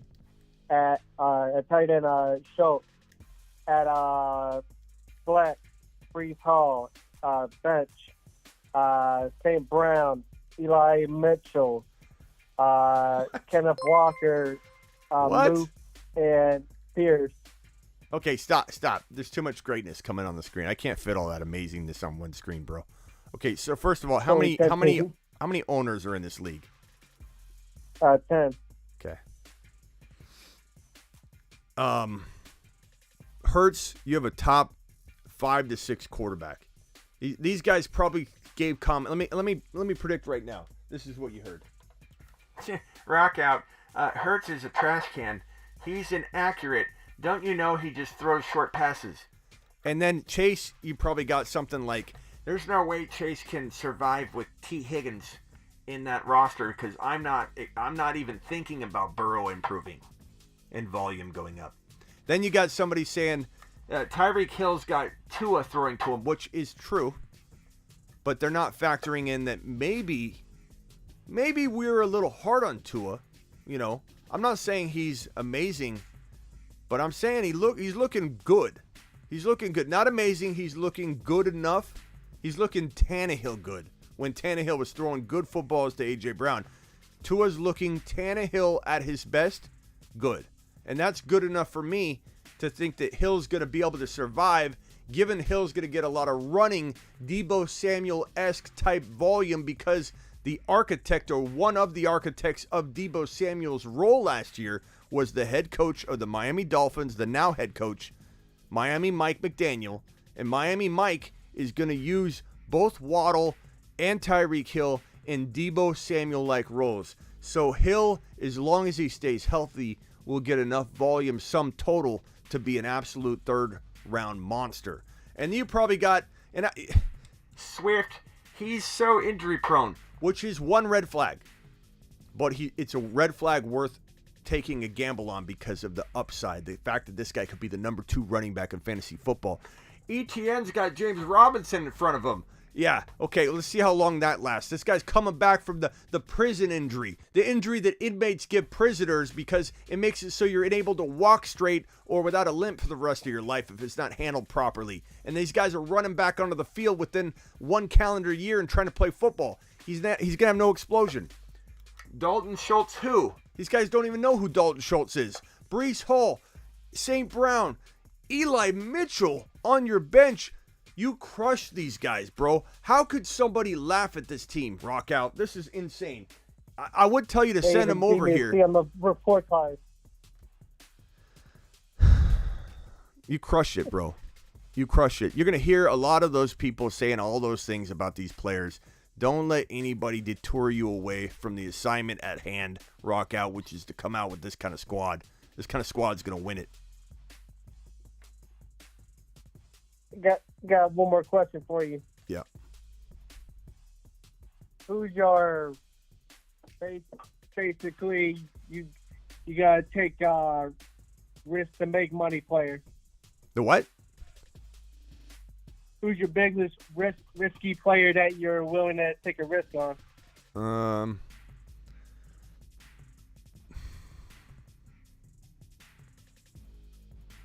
You know, I suppose in one league I want to own Henry or CMC, but in one league, and I always say that. The problem for me, though, is I want to wait to a certain point, and they don't usually fall. And the problem for me is I'm never going to get to a point where I'm willing to pass on Swift or, you know, even Javonte at 12. Like, even Javonte at 12 or 13, if I've got the bookend picks and I can make Javonte my second drafted player, and you tell me that Christian McCaffrey and Derrick Henry are still on the board. And this is going to sound crazy to a bunch of casual Calebs that come in here. Casual Calebs, worried Williams, perturbed Peters, you know, upset Ungers. Whoever comes in here and hears me say the words, I would take Javonte Williams at 13 over Derrick Henry, Dalvin Cook, and Christian McCaffrey. They're going to lose it. They're going to lose it, and that's fine. It's a lonely place to try and be ahead of the curve. I'm not saying I'm always right. I'm not saying everything I look around the corner and see is going to come true, but you're always going to have the phrase I always say is the most true phrase in the world. It's always going to be uncomfortable until it happens. And so I don't find I want to own Henry and CMC in one league, but I'm never going to be put in that position because I end up continuously seeing the guys that I just can't pass on, you know, for those guys. Yeah. You know, so, and it's not for everybody. Look, Javonte, I call him JT sometimes because Jonathan Taylor and Javonte are almost one and the same. Something that a lot of people don't know yet, but they'll soon find out. You know, yeah, upset Ungers. You like that one, huh? Unger. What a name, Unger. He just sounds mad. He just sounds bitter. Unger is definitely a guy that's going to comment negatively in the chat. There's no guy named Unger. Right. You know, not to be mixed up with Umberger or Unburger. Sorry. No. Might be his brother. What else you got, bro? And is there any situation that you would find a wide receiver you would pass Javonte on at 13? I mean, I'd contemplate Lamb. You know, like if I had and I have a lot of shares of Javonte, so like I could talk myself into a PPR going. Give me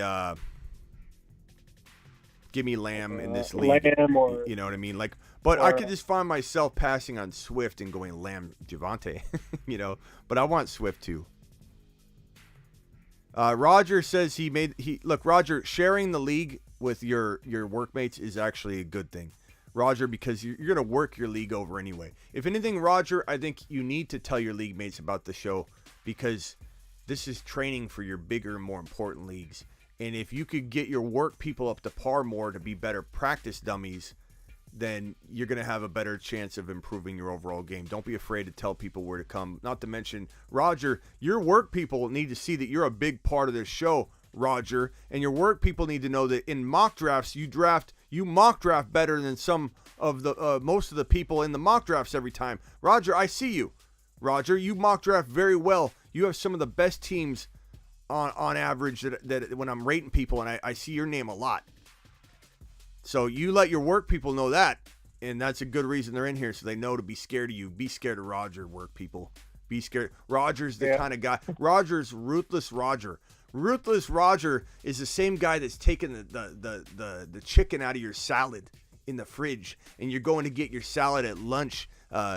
Megan and Steven are going to the fridge, and they're pulling out their Caesar salad, and they're like, "Where's the chicken?" Roger ate it. Roger's ruthless, and he's coming for you in the league, and he's going to destroy you. What else we got? Yeah, because I usually see, like, I contemplate between those running back, and then sometimes I even see Samuel and Lamb there. But yeah, I would contemplate between them. Yeah. Yes, sir. But that's all I got for right now. All right. Roger says no, that's not Roger. Andrew says Roger is known from coast to coast. He is. Roger is a legend.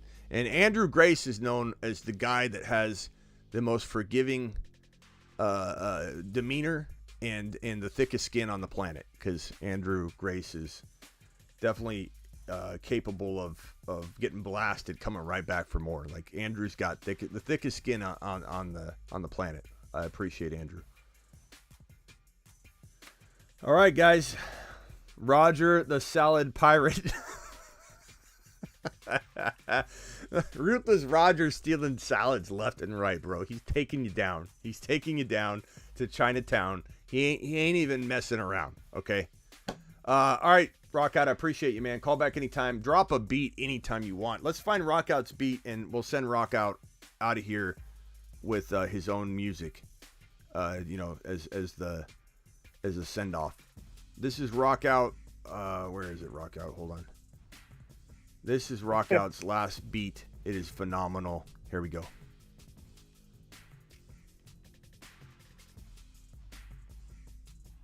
It's not playing.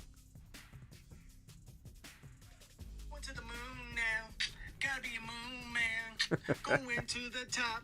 Going showing out. Showing what's about. Trying to win a chip. Trying to be so legit. And they going like but if you elite. Going to Mars, gotta be a star. Riding in a fancy car, in the car.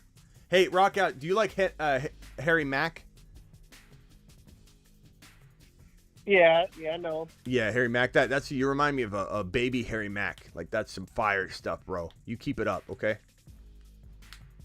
Yeah, appreciate the shout out. Yep. See you, Rockout. Call in anytime, bro. All right. Appreciate all your support all the time, too, by the way. If I don't tell you enough, I appreciate your Rockout. All right. Bye. Gave a little virtual hug there. He seemed a little uncomfortable with that. Rockout ain't used to that kind of affection over the phone lines, the virtual phone lines. Smitty, is it Bateman season? I almost thought you were calling me Batman for a minute because it was so small and I brought it on. I'm like, you call me Thanks for oh wait, Smitty, is it Bateman season? It could be, But, I mean, don't draft him to be. You draft him to be Bateman season, and you could be disappointed. Draft him to be Bateman. Just wide receiver 3-4, upside for more. Don't go knocking on the door expecting, points galore. See, I got a little rock out rubbed off on me. Little rap beat there. Appreciate you, rock out. he said, I'm good, man. I was giving you a little virtual hug. He's like, I'm out of here. Don't take compliments well either. You guys you'd be surprised at what I'm like in real life. I'm very much the same person, for sure. I definitely have a lot of humor in my life, and I Miss Mitty doesn't laugh at me very much. She doesn't think I'm that funny, but I definitely am kind of similar. But at the same time, I'm not good with compliments either. I think some of us aren't good at compliments, but we still want them. When we don't get them, we're upset. But then I also don't take them very well. I might take them well on the show, but in real life, it is one of those things where it's like, okay, I'm going to go now. Jimmy the Drunk.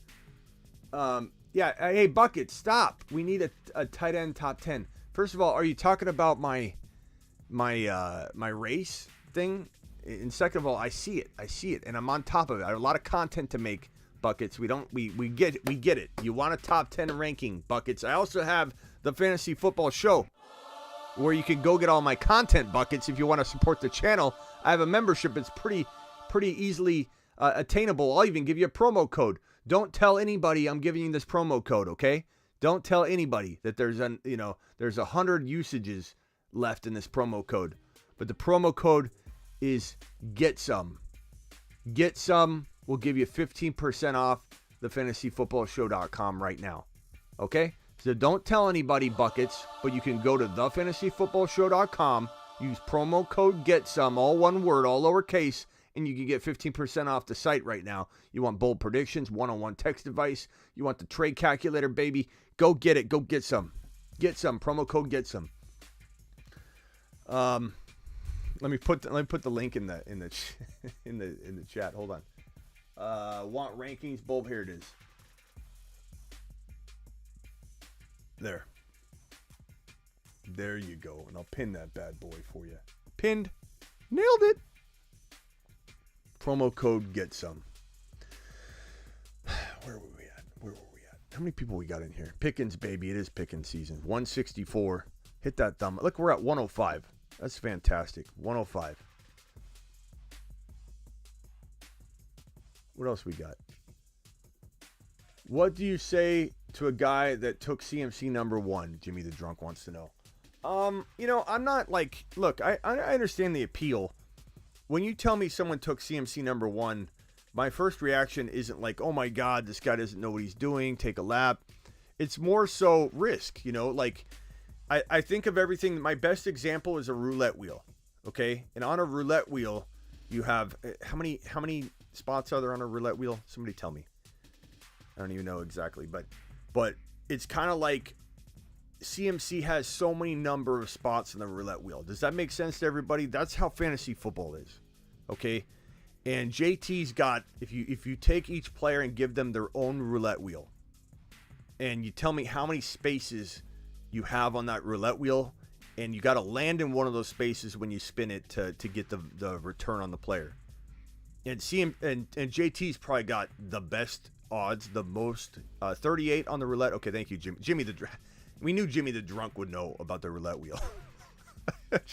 Jimmy's probably, even though it doesn't look like a casino, that's probably a bar in the casino, and he just got done playing roulette. He's like, I don't play roulette, I play blackjack, bro. 70 something, I guess it's 38. I trust Jimmy the Drunk. I don't think Fantasy Dog has gotten to a casino in a while, because he said 70. That's way off, bro. It's 38. Everybody's confirming 38. Fantasy Dog. Stay home. Netflix. Stay home and Netflix. You're live on the Fantasy Football Show. Who am I talking to? Hey, Smitty. It's J-Far. How you doing? J-Far. What's up, J-Far? Very good. Just wanted to got a couple players, I wanted to give you some thoughts on them. Okay.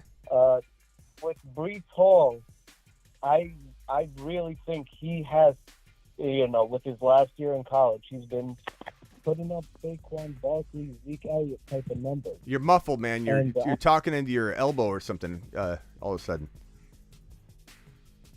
Hey, can you hear me better? Yeah, now I can. Okay, go ahead. Can you hear me better? Yeah, I heard what you're saying, and I can hear you better now. Just you were getting a little muffled, but go ahead. He's doing well. You love him in college. Proceed, young man. Yeah, but Brees Hall really put up some very similar numbers to Saquon Barkley and Zeke Elliott coming out of college.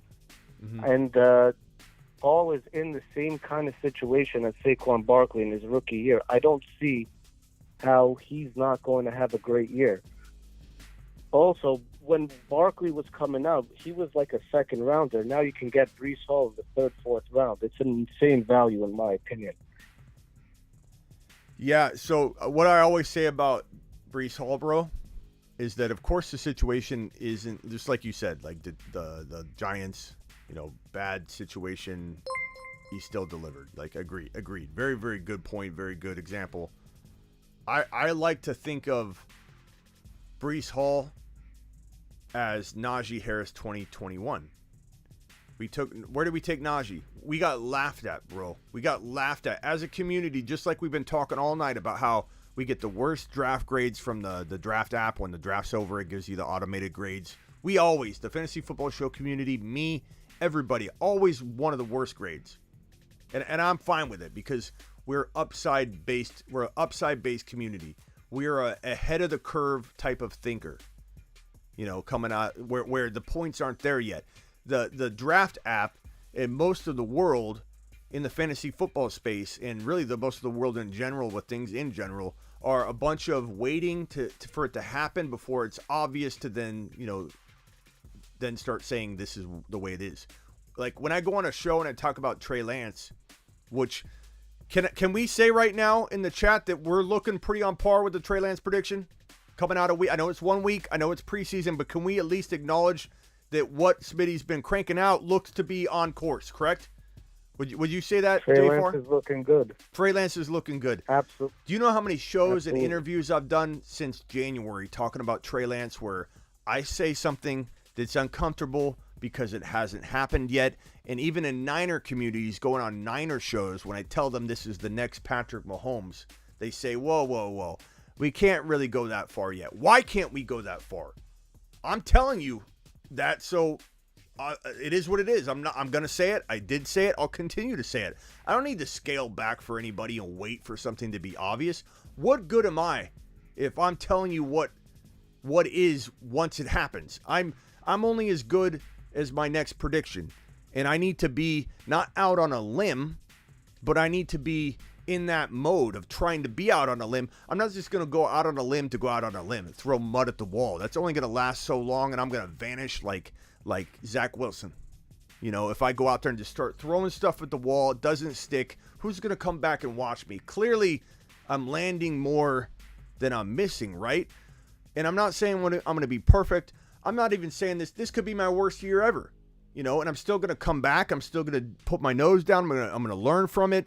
But this also could be the best year ever. Like, there are injuries. There's years where I felt like I had my best predictions, and 4 or 5 of my biggest ones got hit with injury, some kind of like horrible trade. Like, there have been years where I've had bad seasons. We all have it.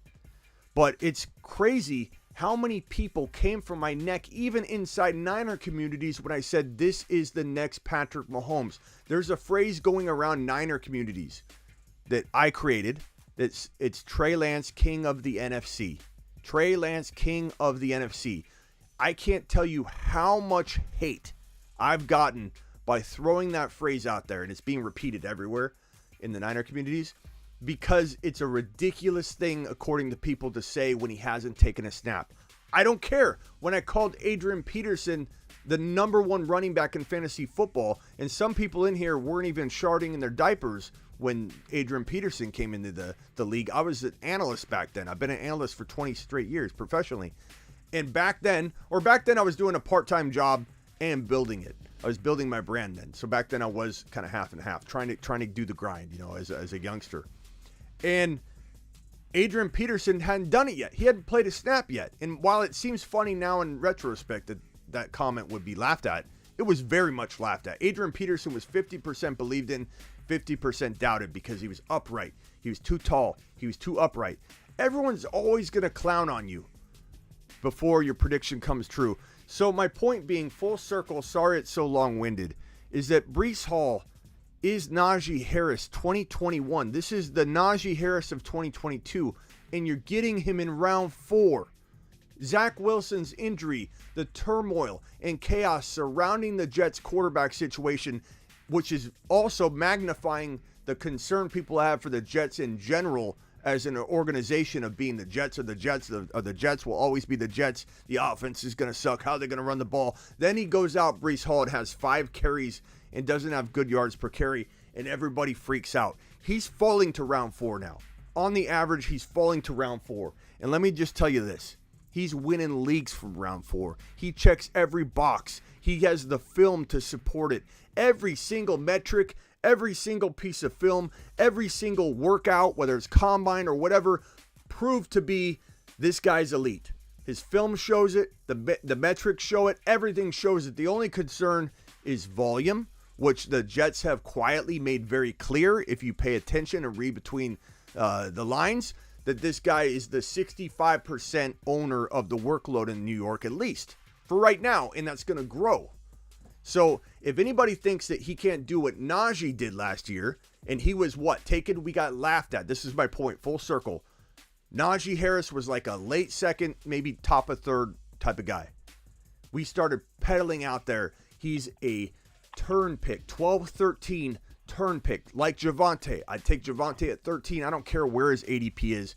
I definitely want you taking him at round 2, but if you take him at 13, I don't care if it's 13 or 24. He is the best second round player that you can draft in 2022, Javonte Williams.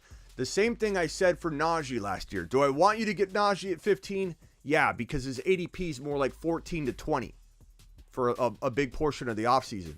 I said, though, you want to take him at 9 or 10 to make sure you get him and then get your wide receiver where you would have got up top. You're going to take a little bit of a gamble, let the wide receiver drop, and rush it and take Najee Harris at 10, 11. We got laughed at. Hall is no different than Najee last year. He's in a similar situation where there's questionable quarterback play. Offensive line is better in New York than it was in Pittsburgh last year, though. The wide receivers are comparable in terms of how they can even be utilized and unlocked. There's a whole lot going. You got a much better defense and a very, very huge upside amount of players that have been added to that roster in the draft. This team has a lot of talent. And so my long-winded answer is this is Najee Harris 2021 in 2022. And if you're getting him in round 4, imagine if you got Najee in round 4 last year, bro. Imagine it. That's what you're getting here. Worst case scenario, he earns this value. It's an absolute league-winning pick if you could get it like a Najee Harris last year in round 4. Automatic. Yeah. I agree, bro. But also the same thing where you're kind of betting on the talent with Breece Hall. Kenneth Walker also checks all the boxes. With Javonte Williams, he was RB 16 last year, about that in half PPR, and that was with Drew Lock and Teddy Bridgewater as the quarterback. Now he has Russell Wilson. He's already the lead back. I don't see his floor being less than RB10. It's just impossible. I mean, bro, if Melvin were to ever go down, he's a league-winning pick. League-winning, automatic. Yeah, and he's probably very, very likely. Hey, Jocelyn, call back in just 1 second when I get off the phone here with Jay Farr. I saw you call. Jocelyn, call back in 1 second. I would say, I mean, honestly, bro, my three. You want. I could literally just say these 3 things and just close for the year. Just come back next year. These are the 3 things. Joe Burrow, round 6, preferably 7, if you can get away with it. Joe Burrow, round 6, 7. Breece Hall, now round 4, because of all the turmoil. Breece Hall, round 4. And then I'd say Javonte anywhere in round 2. Ziggy, studio off.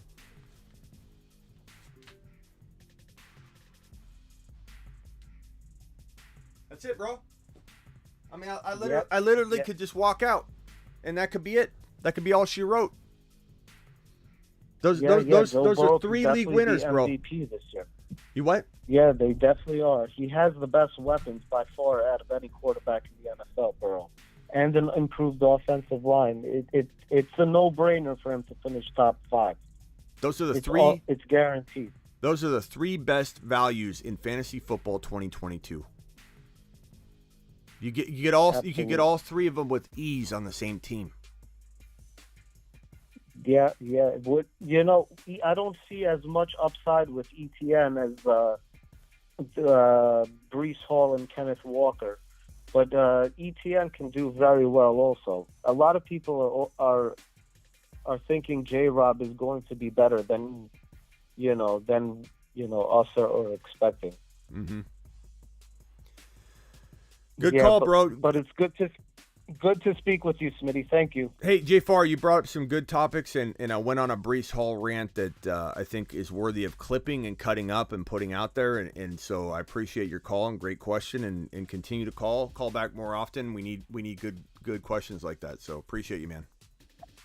Thank you so much, Smitty. Have a good night. Jocelyn, call in, bro. Jocelyn was about to call in. Yeah, Ron, you missed a lot. I mean, honestly, this is probably, I don't know. I feel like this is one of the better live streams we've had in a long, long time. I feel like this is probably the best live stream we've done, late night live stream we've done all year. I feel like a lot of good information came out of this. It's been very, very animated up in this mug. We've had a lot going on, Ron. And the one thing we did learn is that, Roger is stealing people's chicken.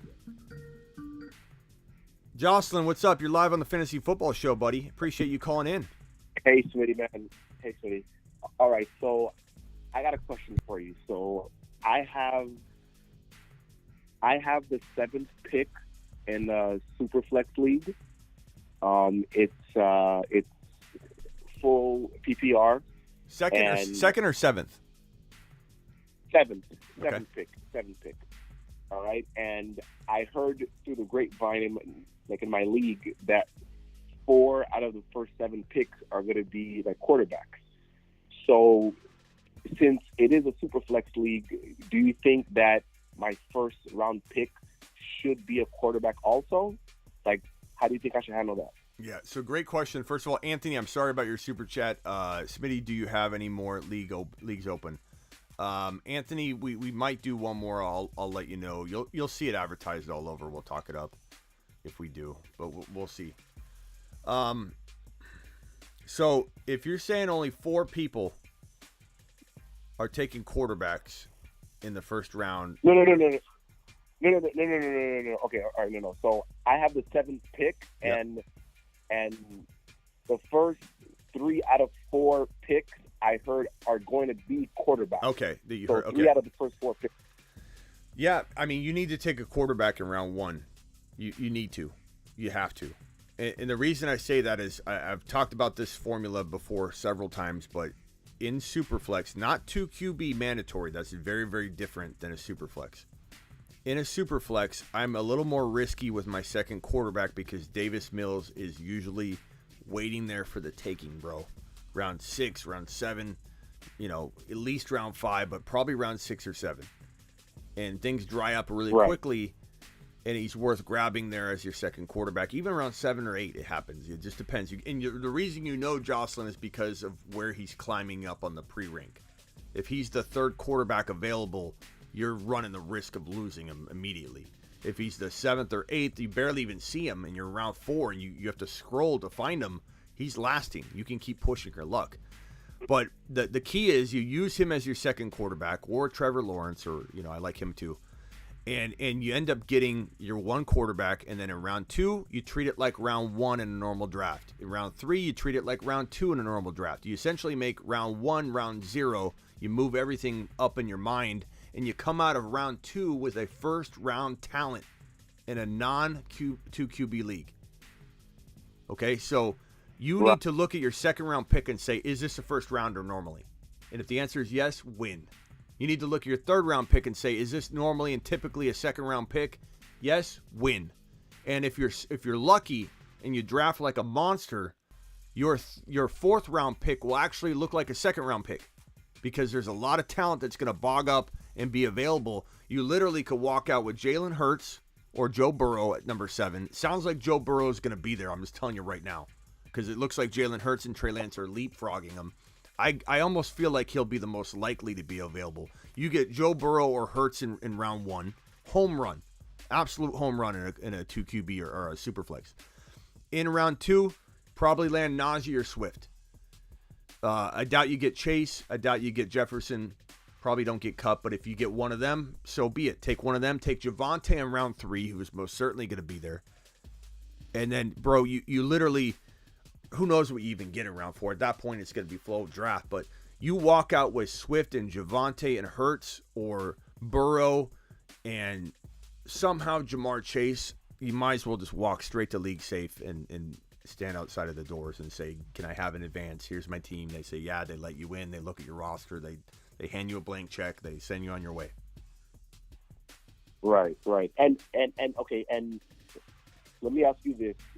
Since it is a super flex league, like, would you think that if I were to take Breece Hall in like the second or third, do you think that's reaching, or especially like in the second round? Yeah, it's totally reaching because taking Breece Hall in a 1 QB league is reaching in round 2. Imagine what that looks like in a 2 QB league. You know, you're basically just like you're moving him up to like a first rounder. You know, like you can't do that. Right. He's not even a third rounder. Right. He look, in a 1 QB league, you should be able to get, with the turmoil surrounding the Jets situation, surrounding Zach Wilson, amplifying the fear people already have about the Jets as a whole. Breece Hall in a 1 QB league is now a 4th round pick, bro. He's now a 4th round pick. That means he's now a 5th round. You got to add at least a round on to every one of those values in a super flex. He's now a 5th round pick. If you take him in even 3, you're leaving. It's basically like the waitress comes over with a pitcher of water and starts pouring the water into your glass that's completely empty. And by the time she gets to halfway, you just turn and pull it away. And she keeps pouring the water on the table, and it's going all over because you didn't have the patience to wait for her to fill your glass up. That's what you're doing if you walk away and you have Breece Hall in round 3 when he's a round 5 guy in a super flex. You know what I mean? Right. Okay, yeah, man, because I heard, like through my league that the first, 3 or 4 picks are going to be, Allen, Mahomes, and Herbert. So I was just thinking, well, I mean, since all these QBs are going to be going in the first round, and I'm in the middle of the draft, the 7th pick, like, overall, I know that obviously, like, most likely Najee and Eckler and Kupp and Jefferson are going to be there, but I know that if I take the risk of getting those guys in the second round, if I wait on getting a quarterback in the second round, I know that it's going to be like pretty thin quickly in the second round, Yeah, don't worry about the second round for quarterbacks because you're drafting against traffic. It's like driving home when going home is against traffic and you're flying and the other side of the freeway is just at stop and go, just dead standstill. If you take your quarterback where you're supposed to, where you're going to get Hurts, Kyler at the very least, you'll get Trey Lance, Hurts, or hopefully Joe Burrow. He'd be my number 1. You grab one of those 3 quarterbacks, Burrow being number 1, Hurts probably being 2, Trey Lance probably being 3 in that order. You get one of those guys, you're golden. And again, you monitor where Davis Mills is in your draft on the pre-rank list, and you attack him before he goes in a dangerous territory of being ranked, and then boom, it's and if he doesn't work out, you could survive it. You could have Dawson Knox as a second tight end that you're shoving into your super flex, and you're like, you know what, he'll get me 10, 11 touchdowns. Not ideal. A little bit of an up-road battle to win a league without a second quarterback, but I feel Davis Mills is one of the best gambles to take in a super flex as your second quarterback. I think Trevor Lawrence is a close second, and those are the 2 guys that fall the most Ron Navy will tell you Kirk Cousins. And so you got a couple options there. Right. Okay. All right, Cindy, man. Hey, thank you for the help, and keep up the good work, man. All right. Hey, man, I appreciate all your. If I don't tell you enough when I see you in the chat, appreciate all your support over the years. You're a big reason why we're growing and why the lights have stayed on. And you are one of the biggest super chatters. I haven't put this screen up in a while, but this right here, you're one of the biggest super chatters ever in a single live stream. Let's see, where are you at? You were the 450, right? No. I was the 300. 300. Yeah, you're at So here's Jocelyn right here. I get the Jocelyn twins mixed up. Right, and here's like one more thing, right? How is Darnell Mooney not a moon man? How is he not on the moon? I think he's going to the moon, man.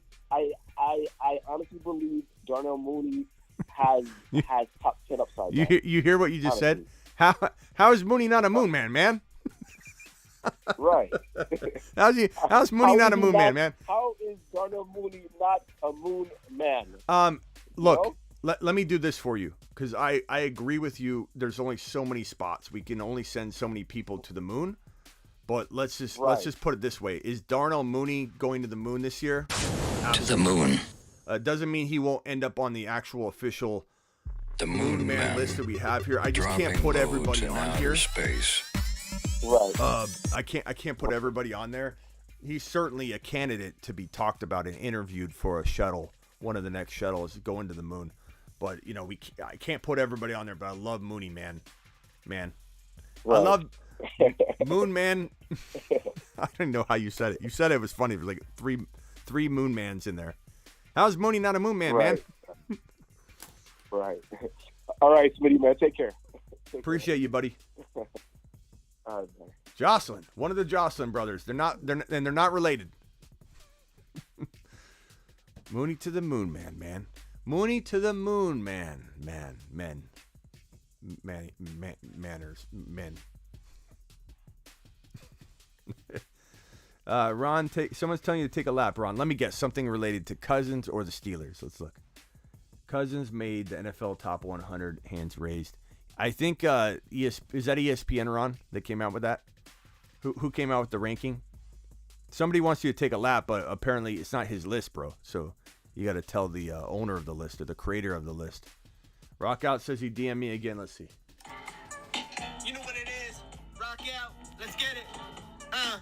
Let's go. Yeah.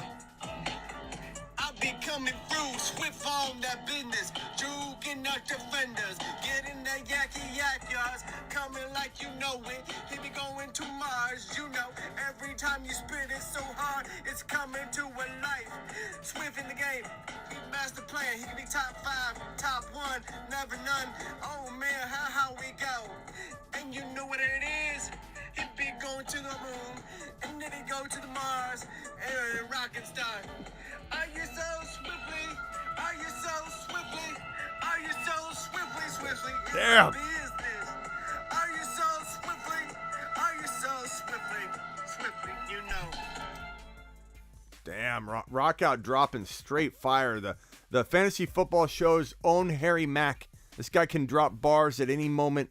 And the only question is Asher listening? Our other one of our other YouTube subscribers that is a musician that usually counters whatever Rockout does and tries to best him. But Rockout's dropping straight fire tonight. The Swifty song, I gotta save that. We gotta put that at the beginning of the show on the countdown. But unbelievable. All right, so Rockout dropping fire, straight fire. That's gonna do it, ladies and gentlemen. We're out of here. Live every Monday through Friday. That means tomorrow, 7 p.m. Eastern, your boy Smitty will be live and dropping straight news and notes and fantasy football goodness for you. We've been live for, I think, over just about 2 hours tonight on an emergency live stream, little news show. We didn't talk about Deshaun Watson. That was at the top. Basically, Deshaun Watson, there's a report. We'll save it for tomorrow, but essentially, actually, let's do it real quick, just real quickly. because hit the like button if you're still in here. There's 170 of you in here. Let's hit this news piece real quick, and then we'll probably talk about it tomorrow. But there's Pro Football Network posted this comment on somebody that quoted something from the article that they wrote, where inside the article it said that they had a source, Pro Football Network, that says, I know they're going for the full year, which we kind of know they're going for the full year, the league, in terms of Deshaun Watson's suspension. And then this clip inside their report said another source flatly predicted a 1-year suspension is coming, calling it a slam dunk. That's what I've been saying, that Roger Goodell coming out with this aggressive tone of egregious behavior and predatory behavior was a telegraph that he has not yet ever thrown out into the ether, and he's basically telling that before a suspension, a full year, comes down. Now, we don't ultimately know what could happen, but Harvey is going to, the DA for the former,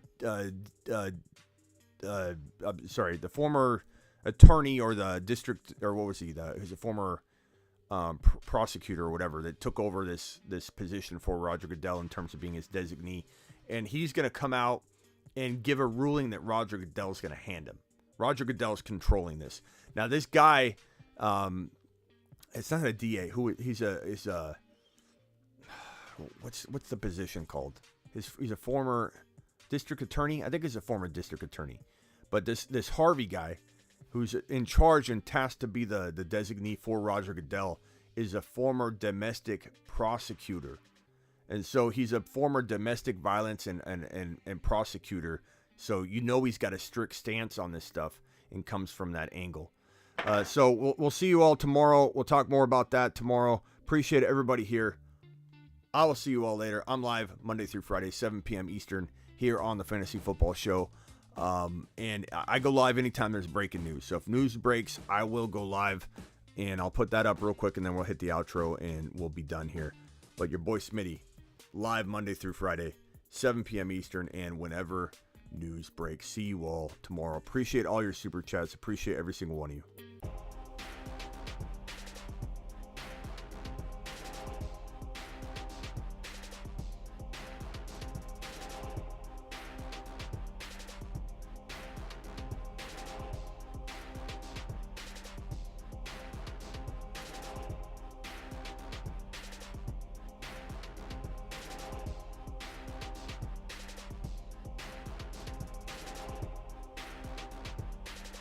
Herbert is the GOAT. He'll punch you in the throat. Herbert is the GOAT. Get breached. Get breached. Smitty, you're not hearing me. I don't know a lot about fantasy football. I know everything about fantasy football. Woo! You know...